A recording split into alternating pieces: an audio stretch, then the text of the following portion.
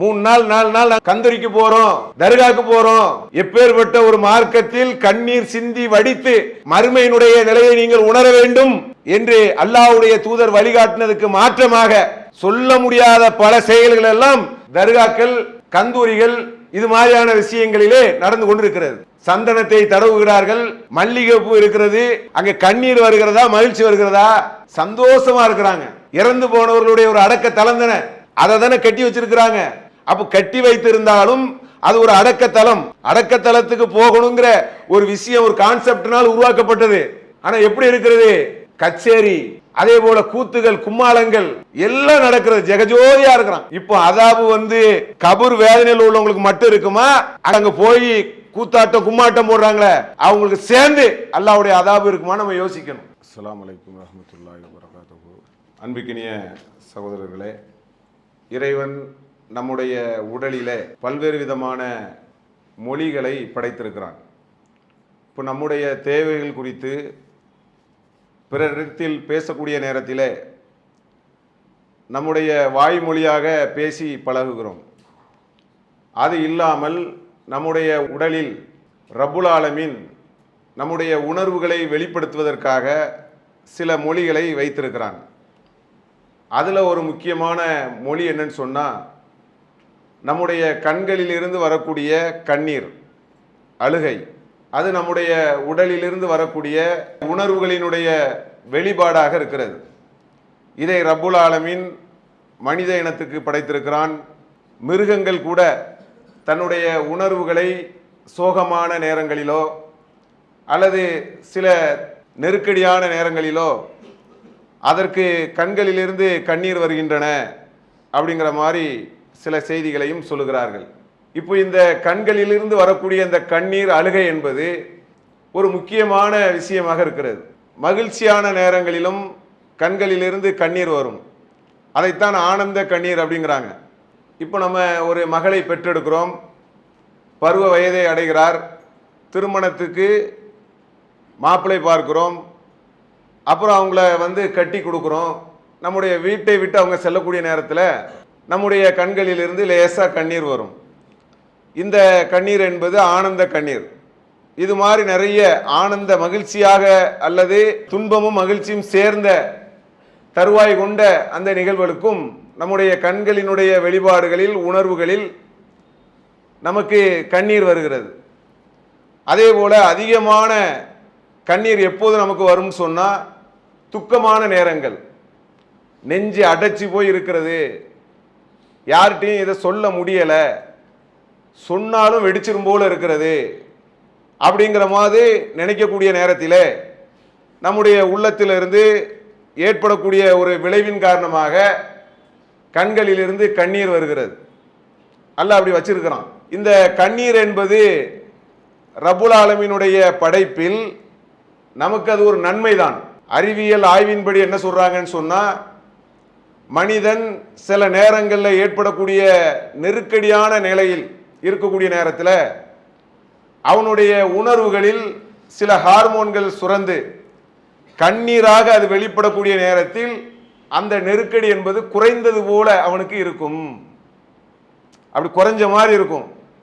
அந்த லேசா அழுகிறது, கண்ணீர் விடுறது, அந்த மாதிரியான தன்மை அந்த நம்முடைய உடல் வெளிப்படுத்தக்கூடிய நேரத்தில் அந்த துன்பத்தில் இருந்து அவன் அதை நீங்கியது போல, அந்த சுமையை இறக்கியது போல அவனுக்கு ஒரு நிலை ஏற்படும் அப்படின்னு சொல்லி அறிவியலில் அதை சொல்லுகிறார்கள்.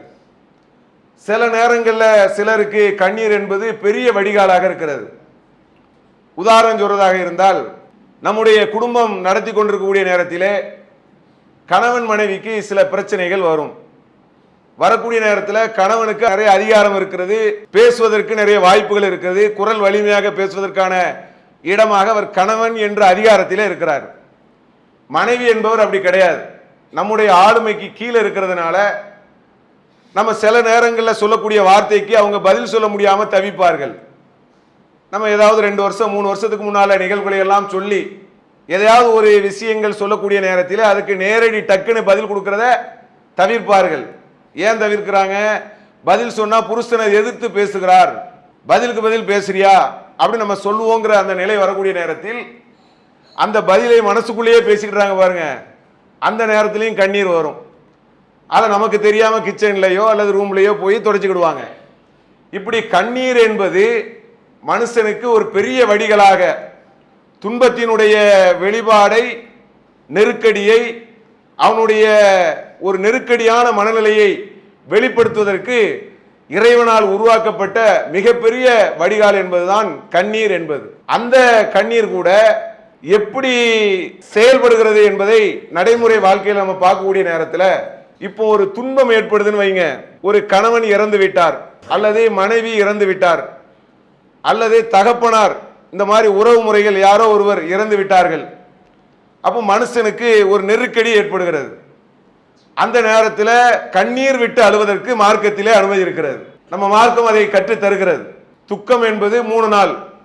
அதுல கணவன் இறந்தால் தவிர, கணவன் இறந்தால் 4 மாசம் 10 நாள், 4 3 12, ஒரு 10 130 நாள் அந்த துக்கத்தை அவங்க அனுசரிச்சுக்கிடலாம், கணவன் இறந்தால் மட்டும்.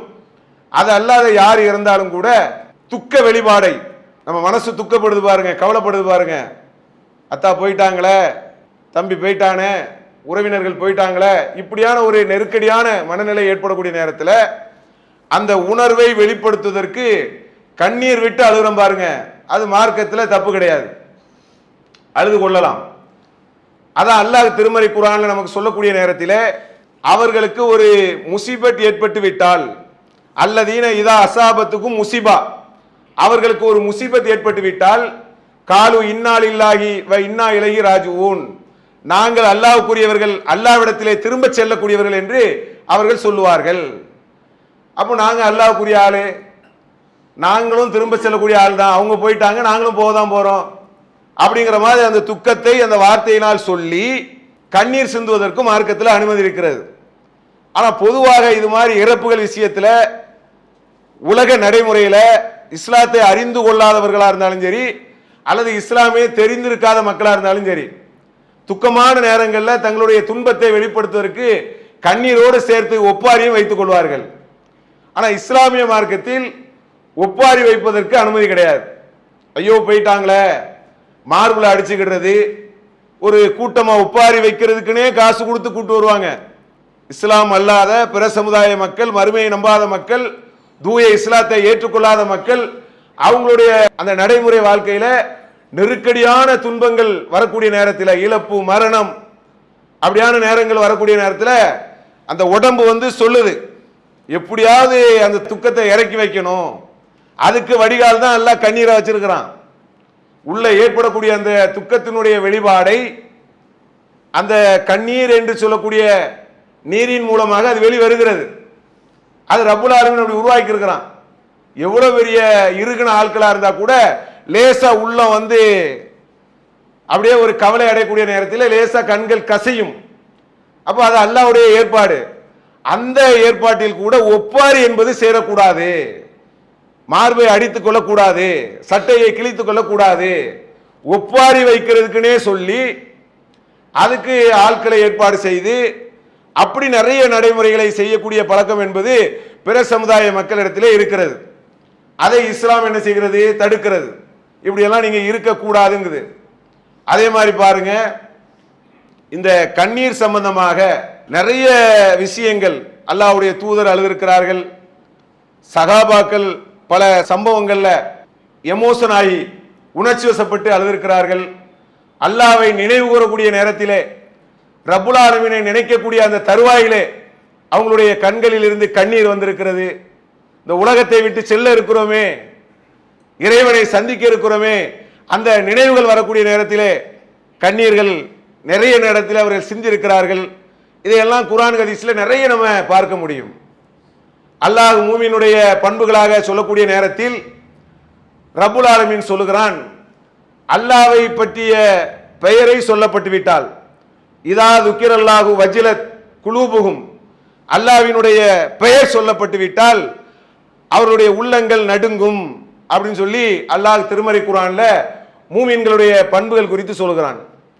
அப்போ நம்ம இப்போ ஒரு சபையில இருக்கிறோம், இப்போ அல்லாஹ்வை பற்றி நமக்கு சொல்லப்படுகிறது, நம்ம கேட்கிறோம். இப்போ லேசான ஒரு அச்சம் வந்துட்டு போயிட்டு தான் இருக்கிறது. நம்மை அறியாமல் சில நேரங்களிலே இரையச்சம் என்பது நம்முடைய உள்ளத்திலே மிகுதியாக வரக்கூடிய நேரம் எல்லாம் இருக்கிறது. ஒரு மூமினுக்கு அது சாத்தியம்.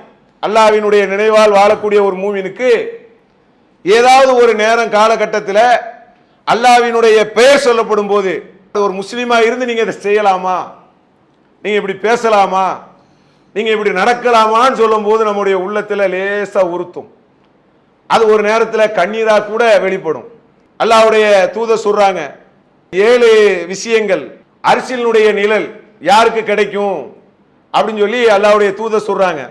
நீதியாக நேர்மையாக நடக்கக்கூடிய அரசர், தனிமையில் இறைவனை அஞ்சக்கூடிய நபர்கள், அல்லாஹ்வுடைய பள்ளிவாசலிலே தொடர்புடையவர்கள், இப்படி எல்லாம் அல்லாஹ்வுடைய தூதர் நமக்கு ஒரு பட்டியல் இடுகிறார்கள். அந்த பட்டியலில் தனிமையில் தன்னுடைய இறைவனை கண்டு அஞ்சி கண்ணீர் வடிக்கக்கூடியவர்கள். இந்த கண்ணீர் அந்த உணர்வு பல வகையில் அது செலவு செய்யப்படுகிறது. ஆனந்த கண்ணீராக செலவு செய்யப்படுகிறது, துக்கத்துக்கு செலவு செய்யப்படுகிறது. பல்வேறு விஷயங்கள் தேவையில்லாமல் சில பேர் கண்ணீர் வடிப்பார்கள். சில காரியங்களை சாதிக்கிறதுக்கு அப்படியே கண்ணீர் வடித்து அழுது நடிப்பார்கள். இப்படி எல்லாம் பல நேரங்களிலே மனிதனுடைய உடல்களில் இருந்து கண்ணீர் வெளிப்படுகிறது, அழுகை வெளிப்படுகிறது. ஆனால் நம்முடைய வாழ்க்கையில் அதிகமான இரையச்சத்தை வெளிப்படுத்துவதற்கு அந்த கண்ணீர் வரக்கூடிய நன்மக்களா நம்ம இருக்கணும். அல்லாஹ்வுடைய தூதர் சொல்றாங்க பாருங்க, அரிசியினுடைய நிழல் யாருக்கு கிடைக்கும்? தனிமையிலே அவர்கள் அல்லாஹ்வை அஞ்சி பயப்படுவார்கள், அல்லாஹ்வை அச்சம் கொள்வார்கள். இந்த ரமலானுடைய மாசத்துல நம்ம எப்படி இருந்தோம் யோசிச்சு பாருங்க. இந்த மாசத்துல 2-3 நாள் கடந்திருக்கிறது. நோன்பு வைக்கும் போது நமக்கு இறையச்சம் எப்படி இருந்துச்சு? அல்லாஹ்வை பற்றிய பார்வை எப்படி இருந்துச்சு? அல்லாஹ் நம்மை கவனிப்பான், பார்ப்பான், கேட்பான். அனுமதிக்கப்பட்ட தண்ணீரை கூட குடிக்காத ஒரு நேரம், அனுமதிக்கப்பட்ட பானத்தை கூட குடிக்காத நேரம், அனுமதிக்கப்பட்ட இல்லறத்தை கூட ஒரு மனிதன் நெருங்காத நேரம் என்று சொன்னால், இதை விட ஒரு இறைச்சம் வேற ஒரு மனுஷனுக்கு என்ன வேணும்? அப்போ அந்த இதையெல்லாம் நம்ம அசை போட்டு பார்க்கணும். அல்லாஹ்வுக்காக நம்ம இப்படி செஞ்சிருக்கிறோமே, வாழ்ந்திருக்கிறோமே அப்படிங்கிறத அசை போட்டு விட்டு இறையச்சத்தோடு நம்முடைய வாழ்க்கை இருக்கணும். மௌத்தை நோக்கி தான் ஒவ்வொரு மனுஷனுடைய பயணமும் இருக்கிறது. நிச்சயமாக மனிதர்கள் மரணத்தை சந்திப்பார்கள். அப்படி இருக்கக்கூடிய நேரத்தில் நம்மளும் மண்ணா போயிடுவோமே, எலும்பா போயிடுவோமே, சொத்து சுகம் எல்லாம் வரப்போகிறதா? சேர்த்து வைத்த பணங்கள் எல்லாம் வரப்போகிறதா? சொத்தை இழுத்து கொண்டு போக முடியாது, சுகத்தை இழுத்து கொண்டு போக முடியாது. ஆனால் இறைவனை சந்திக்க வேண்டும் என்ற நிலையில்தான் மனிதன் மரணிக்கிறான். இதையெல்லாம் நீங்க நம்ம நினைக்கும் போது தாங்க கண்களிலிருந்து கண்ணீர் வரும். நினைச்சு பார்க்கணும். இதை இஸ்லாம் நமக்கு என்ன செய்கிறது? வழிகாட்டுகிறது. அதே மாதிரி அல்லாஹ் திருமறை குர்ஆன்ல ஒரு செய்தியை சொல்லி காட்டுகிறான். அன்னைக்கு இருக்கக்கூடிய சகாபாக்கள் அல்லாஹ்வினுடைய நினைவு, மார்க்கம், பற்று, இறையச்சம் இந்த விஷயத்துல சகாபாக்கள் எப்படி இருந்தார்கள் அப்படிங்கிறத திருமறை குர்ஆன்ல ஒரு செய்தியை அல்லாஹ் நமக்கு சொல்லி காட்டுகிறான். ஒரு போருக்கு ரசூலுல்லாஹ் அழைத்து செல்லக்கூடிய நேரங்களில் அவங்க கிட்ட ஒட்டகம் இருக்கும், சில உடைமைகள் இருக்கும், அதுகளை உபகரணமா கொடுத்து ரசூலுல்லாஹ் அனுப்புவாங்க. சில பேர் வருவார்கள், அவங்க கிட்ட எதுவுமே இருக்காது, போருக்கு போன்னு தான் வர்றாங்க, எதுவும் இருக்காது. அப்ப அல்லாஹ்வுடைய தூதர் அவங்களுக்கு உதவியா கொடுப்பதற்கும் எதுவும் அவங்க கிட்டயும் இருக்காது. நீங்க உங்ககிட்ட கொடுக்கறதுக்கு எனக்கும் எதுவும் இல்லை அப்படின்னு சொல்லிடுவாங்க. அதனால அவங்களுக்கு போருக்கு போக முடியாது. அப்படி போருக்கு போக முடியாம ரிட்டர்ன் ஆனார்கள் பாருங்க, திரும்பி சென்றார்கள் பாருங்க. அவங்க கண்களில் இருந்து கண்ணீர் வடிகிறது. அல்லாஹ் குர்ஆன்ல சொல்லி காட்டுகிறான். நம்ம கிட்ட வாகனம் இல்லையே, வசதிகள் இல்லையே, போர்ல கலந்து கொள்வதற்கான நிலை இல்லையே, அதனால அவர்கள் திரும்பி செல்கிறார்கள், கண்களில் இருந்து அவர்களுக்கு கண்ணீர் வருகிறது என்று சொல்லி இறைவன் திருமறை குர்ஆனிலே சொல்லி காட்டுகிறான். எப்படி கண்ணில் இருந்து கண்ணீர் வரணும்? எப்போ வரும்? இந்த மார்க்கத்தை எப்படி நேசித்து இருக்கிறார்கள், எப்போ வரும்? அந்த கண்ணீர் சும்மா வந்துருமா? லேசான முறையில் வந்துருமா? அது ஒரு ஆள் போருக்கு போனா அவருடைய உயிர் செல்லுகிறது, ஒரு ஆள் போருக்கு போனா அவருடைய உடைமைகள் செல்லுகிறது, அதுல கலந்துகிட முடியலையேன்னு சொல்லி கண்ணீர் பெற்று வர்றாங்க. இன்னைக்கு நீங்கள் பார்க்கிறீர்கள், இந்த உலகத்தினுடைய வசதி வாய்ப்புகளை பார்க்கிறீர்கள். உலகத்துல இன்னைக்கு எவ்வளவோ வசதி வாய்ப்புகளை பெறுவதற்காக மனிதன் அலைகிறான், ஓடுகிறான். அவன் அடைவது, அவன் தேடுவது, அவன் விரும்புவது கிடைக்கலன்னா கண்ணீர் வடிக்கிறான். போருக்கு போக முடியலையே, அதுல போய் அவங்களுடைய உயிர் தான் செல்ல போகிறது, அவங்க உடைமைகளைத்தான் இழக்க போகிறார்கள். ஆனா கண்களிலிருந்து கண்ணீர் வருகிறது. இது அல்லாஹ் எங்க கொண்டு வைக்கிறான் பாத்தீங்களா? திருமறை குர்ஆனுடைய செய்தியாக ரப்புல் ஆலமீன் எடுத்து காட்டுகிறான். எப்படி சஹாபாக்கள் உருக்கமாக அந்த உடல் மொழியாக இந்த இஸ்லாத்திலே இணைந்து பயணித்தார்கள் என்பதை நம்மளால் பார்க்க முடிகிறது. அதே மாதிரி பாருங்க, நபி தோழர்கள் அவங்களுடைய வாழ்க்கை முறையை நீங்கள் எடுத்துக்கொள்ளுங்கள். அதுல பாத்தீங்கன்னா நிறைய உணர்ச்சிகரமான சம்பவங்கள்லாம் நடந்திருக்கிறது. மார்க்கத்திற்காக அழுதிருக்கிறார்கள், கண்ணீர் வடித்திருக்கிறார்கள். மறுமை வெற்றியில் பெற வேண்டும், மறுமையினுடைய இறையச்சத்திற்காக அவங்க கண்ணீர் வடித்திருக்கிறார்கள். உஸ்மான் ரலியல்லாஹு அன்ஹு அவர்கள் ஒரு முறை மையவாடிக்கு சென்று வருகிறார்கள். கபூர் சியாரத் சென்று வர்றாங்க. அந்த நேரத்தில் அவங்களுடைய கண்களிலிருந்து கண்ணீரா வடியுது, தாடிகள் எல்லாம் நனைகிற அளவுக்கு வடிகிறது. அப்போ ஒரு சில சகாபாக்கள் கேட்கிறார்கள், நீங்க ஏன் இப்படி உட்கார்ந்து அழுதுட்டு இருக்கிறீங்க? சொர்க்கத்தை பற்றி நரகத்தை பற்றி சொல்லும் போதெல்லாம் நீங்க அழுது இல்லையே, அப்போ கூட நீங்க இந்த அளவுக்கு கண்ணீர் வடித்ததை நாங்க பார்க்கலையே, இப்போது நீங்கள் வடித்துக் கொண்டிருக்கிறீர்களே, என்ன விஷயம் சொல்லி கேட்கிறார்கள் சகாபாக்கள் பக்கத்தில் இருக்கக்கூடியவங்க.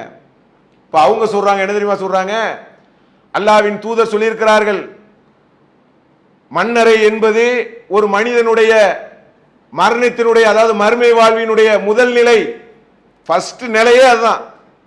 மன்னரை வாழ்க்கை தான் அவனுக்கு முதல் நிலையாக இருக்கிறது. அதை அவன் சிறப்பாக செய்துவிட்டால் மறுமை சீராக இருக்கும். அங்கே மன்னரை வாழ்க்கையிலேயே அவனுக்கு அதாவது கேள்விகள், பிரச்சனைகள், அவன் நெருக்கடியை சந்தித்து விட்டால் நாளைக்கு மறுமையில அவனுடைய நிலைமை ரொம்ப மோசமா இருக்கும். அல்லாஹ்வுடைய தூதர் சொல்லுகிறார்கள், நான் பார்த்த விஷயத்திலேயே, நான் கண்ட விஷயத்திலேயே மன்னரையில் நடக்கக்கூடிய விஷயம் என்பதுதான் மிக மோசமான காட்சிகளாக இருக்கிறது. அதனால தான் நான் என்ன செய்யறேன், அழுது கொண்டிருக்கிறேன் அப்படின்னு சொல்லி உஸ்மான் ரலியல்லாஹு அன்ஹு அவர்கள் சொல்லி காட்டுகிறார்கள். இதுல பல செய்திகள் இருக்கிறது. மன்னரை, கபூர் சியாரத், இறந்தவர்களை பார்ப்பது, அங்க போய் நிற்பது, அவங்களுக்காக துவா செய்வது, அங்க போயிட்டு வருவதை எல்லாம் பார்க்கக்கூடிய நேரத்தில் இறையச்சம் என்பதுதான் வர வேண்டும், கண்களில் இருந்து கண்ணீர் தான் வர வேண்டும். ஆனா இன்னைக்கு எப்படி இருக்கிறது, சமுதாயத்தினுடைய வாழ்க்கை எப்படி இருக்கிறது? கபூர் சியாரத்துங்கிற பேர்ல என்ன செய்கிறார்கள், என்ன மாதிரியான கூத்து செய்யறான்?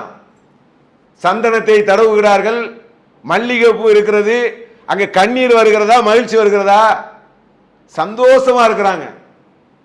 நாங்க தர்காக்கு போறோம். தர்காங்கிறது ஒரு கபூர் தானே, இறந்து போனவர்களுடைய ஒரு அடக்க தலம் தானே, அதை தானே கட்டி வச்சிருக்கிறாங்க. அப்போ கட்டி வைத்திருந்தாலும் அது ஒரு அடக்கத்தலம். அடக்கத்தலத்துக்கு போகணுங்கிற ஒரு விஷயம், ஒரு கான்செப்ட்னால் உருவாக்கப்பட்டது. ஆனா எப்படி இருக்கிறது? கச்சேரி, அதே போல கூத்துகள், கும்மாளங்கள் எல்லாம் நடக்கிறது, ஜெகஜோதியா இருக்கிறான்.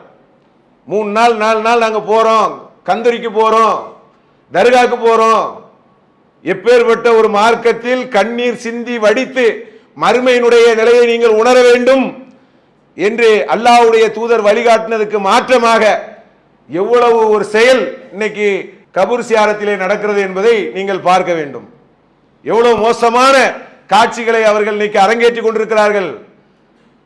சொல்ல முடியாத பல செயல்கள் எல்லாம் இன்னைக்கு தர்காக்கள், கந்தூரிகள், இது மாதிரியான விஷயங்களிலே நடந்து கொண்டிருக்கிறது. இப்போ அதாபு கபூர் வேதனையில் உள்ளவங்களுக்கு மட்டும் இருக்குமா? அங்க இருக்கிற, அங்க போய் கூத்தாட்டம் கும்மாட்டம் போடுறாங்களே அவங்களுக்கு சேர்ந்து அல்லாஹ்வுடைய அதாபு இருக்குமா? நம்ம யோசிக்கணும். அல்லாஹ்வுடைய வேதனை என்பது சாதாரணமா நினைக்கிறார்கள், சாதாரணமா கடந்து செல்கிறார்கள். அல்லாஹ்வை பற்றிய சரியான அறிவு பெற்றவர்கள் அல்லாஹ்வை அஞ்சாமல் இருக்கவே மாட்டார்கள். அல்லாஹ் திருமறை குர்ஆன்ல ஒரு செய்தியை இறைவன் நமக்கு சொல்லி காட்டுகிறான். இந்த தூதருக்கு அருளப்பட்டது உண்மை என்று அவர்கள் நம்புகிறார்கள். அல்லாஹ்வுடைய தூதருக்கு அருளப்பட்ட அந்த வேதத்தை அவர்கள் உண்மை என்று நம்புகிறார்கள். நம்பிவிட்டு அவர்களுடைய கண்களில் இருந்து கண்ணீர் வருகிறது. அந்த வேத தொடர்பு, இறை விசுவாசம், அல்லாஹ்வை பற்றிய அச்சம், இது அல்லாஹ்வினுடைய வேதம்தான், அல்லாஹ்விடமிருந்து இறக்கப்பட்டதுதான். நிச்சயமாக இது இறை தூதர் நபிகள் நாயகத்தினுடைய சொல் அல்ல, மனித சொல் அல்ல. சுருக்கமா சொல்றாருன்னா இது மனித சொல்லே இல்ல, இது இந்த உலகத்தை படைத்த இறைவனுடைய மாபெரும் சொல் என்று விளங்கி புரிந்து அவங்களுடைய கண்களில் இருந்து கண்ணீர் வடிகிறது. அவங்க சொல்லுவாங்க, ரப்பனா ஆமன்னா ஃபக்துபுனா மஅஸ் ஷாஹிதீன். இறைவா நாங்கள் நம்பிக்கை கொண்டு விட்டோம். ரப்பனா ஆமன்னா நாங்கள் நம்பிக்கை கொண்டு விட்டோம், நீ பதிவு செய்து கொள் சாட்சியாளர்களோடு, நாங்களும் ஒரு சாட்சியா இருக்கிறோம், எங்களை பதிவு செஞ்சுக்க இறைவா அப்படிங்கிற மாதிரி அவர்கள் பிரார்த்தனை செய்வார்கள் என்று சொல்லி அல்லாஹ் சொல்லி காட்டுகிறான். அப்ப அந்த அல்லாஹ்வை பற்றிய அச்சம், சரியான உணர்வு நம்முடைய அகம்பாவத்தை நிச்சயமாக அளிக்கும். நம்ம உடம்புல ஓடுது அகம்பாவம், ஆணவம், பெருமை, பொருளாதாரம், அழகு, கிபுரு, என்னை விட்டா உலகத்துல யாரும் இல்லை என்ற கிபுரு இருக்கு பாருங்க, அதையெல்லாம் அடிச்சு தகர்த்து தரைமட்டமாகக்கூடிய ஒரே விஷயம் அல்லாஹ்வுடைய நினைவு, அதனால் ஏற்படக்கூடிய கண்ணீர் தான். அந்த உணர்வுகளை நம்ம வளர்த்துக்கிடணும். நபிகள் நாயகம் ஸல்லல்லாஹு அலைஹி வஸல்லம் அவர்கள் அவங்களுடைய காலத்திலே உம்மு ஐமன் அப்படின்னு சொல்லி ஒரு பெண்மணி இருந்தாங்க. அப்போ ரசூல்லா மௌத்தாயிட்டாங்க. உம்மு ஐமன் ரலியல்லாஹு அன்ஹா அவர்கள் ரொம்ப அழுதுகிட்டே இருக்கிறாங்க இறந்த பிறகு. இப்போ அந்த செய்தி வந்து அபூபக்கர், உமர் அவங்களுக்கெல்லாம் வருது. வந்தவுடனே ஏன் ஒரே அழுதுகிட்டு இருக்கிறாங்கன்னு சொல்லி அவங்கள சந்திக்க போறாங்க. அதான் அல்லாஹ்வுடைய தூதர் நம்மை விட்டு சென்று விட்டார்கள், நிச்சயமாக அல்லாஹ் இதை விட சிறந்த இடத்தை தான் கொடுப்பான். ரசூல்லா 63 வயசுல போயிட்டாங்க. நம்ம அறிவு சொல்லுது எல்லாத்தையும் விட அதிகமாக வாழ தகுதியான ஆளே அல்லாஹ்வுடைய தூதர் தான் சொல்லி. அல்லாஹ் பாருங்க 63லயே எடுத்துட்டான் ரசூல்லாவை. 90, 100லலாம் இந்த காலத்துல வாழ்றாங்க பல பேர். ஒரு இறை தூதரை ரொம்ப சுருக்கமான வயசுல எடுத்துட்டான்.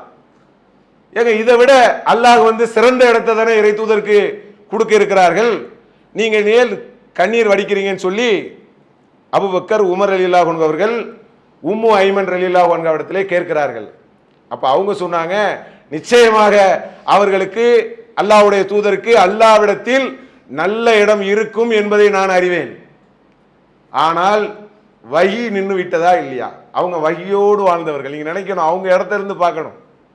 ரசூல்லாவை அந்த சமுதாயத்தினுடைய இடத்திலிருந்து நீங்கள் பாருங்கள், என்ன மாதிரியான ஒரு பொக்கிஷம் அவங்க. வஹி தொடர்பு, அல்லாஹ்வுடைய நேரடி தொடர்பு, இறை தூதர், அந்த தொடர்பு இல்லையேன்னு சொல்லி தான் நான் அழுது கொண்டிருக்கிறேன். அப்போ இவங்களுக்கும் அழுக வந்துடுச்சு. புரியுதா உங்களுக்கு? அப்போ இந்த கண்ணீர் என்பது அல்லாஹ் வந்து பல உணர்வுகளை வெளிப்படுத்துவதற்காக மனிதர்களுக்கு படைத்திருக்கிறான். அது அல்லாஹ் படைத்திருக்கக்கூடிய ஒரு வடிகால், நன்மை, உணர்ச்சியினுடைய வெளிப்பாடு. நாம் அதிகமான முறையிலே இறையச்சமாக அல்லாஹ்வை யோசித்து திக்ர் செய்து பல நேரங்களில் தனிமைகளே இறைவனை அஞ்சி முந்திய கடந்த கால வாழ்க்கையினுடைய அசடுகள், கழிவுகள், அதையெல்லாம் அல்லாஹ்விடத்திலே மன்னிப்பு கோரி அழுது கண்ணீர் சிந்தக்கூடிய நன்மக்களாக இருக்க வேண்டும் என கூறி என்னுடைய இந்த முதல் உரையை நிறைவு செய்கிறேன். இஸ்லாம் மற்றும் சமுதாய செய்திகளை அறிந்து கொள்ள தமிழ்நாடு தௌஹீத் ஜமாஅத் யூடியூப் பக்கத்தை உடனடியாக சப்ஸ்கிரைப் செய்து கொள்ளுங்கள். மேலும் பெல் பட்டனையும் கிளிக் செய்து கொள்ளுங்கள்.